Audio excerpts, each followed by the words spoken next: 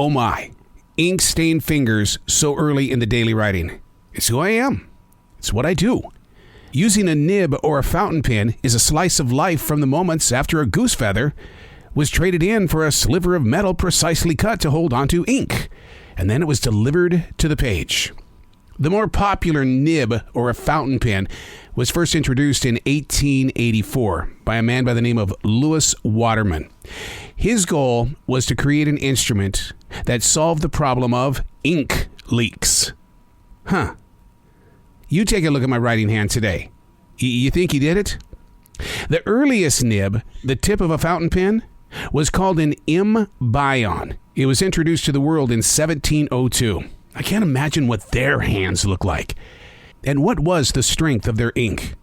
Was it fully capable of outlasting the presence of time? I mean, I love going back into my daily writing of 29 years. Ink has a scent to it, and then you combine it with the texture of the page.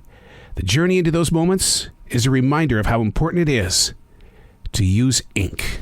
Hey, it's Arrow. This is The Daily Mess, a chronological walk through an everyday world. I am a daily writer. Ink on my fingers. You think I'm the only one? Put it out there. Let's talk about it. Let's learn more about the writing instrument. It's not a pen. It's a writing instrument. It's a tool. This is The Daily Mess.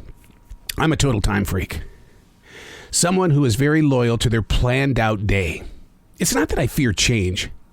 I have a problem with other people's decision, removing my feet from what's been very carefully planned out.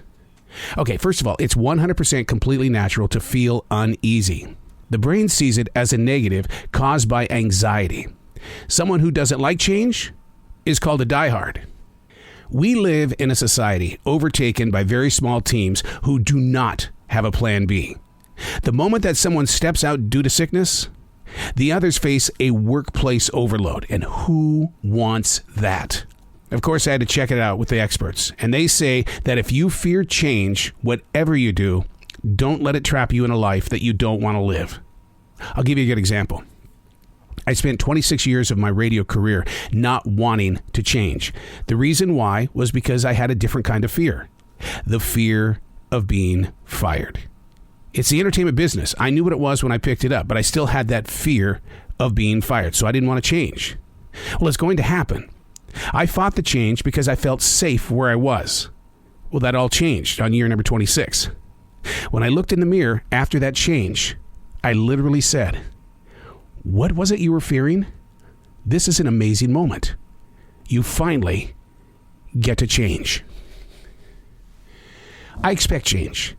I really do look for change, but when you plan things out to the T, because I live a Google Calendar lifestyle, when something changes without your expectation, okay, I have a problem. I guess I'm a diehard.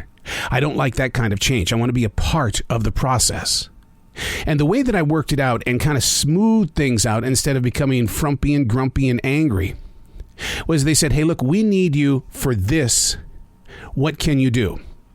My comment back was, "Okay, I currently hear your problem. I can do exactly what you want me to do. But in order for me to do that, I need to do this." I compromised.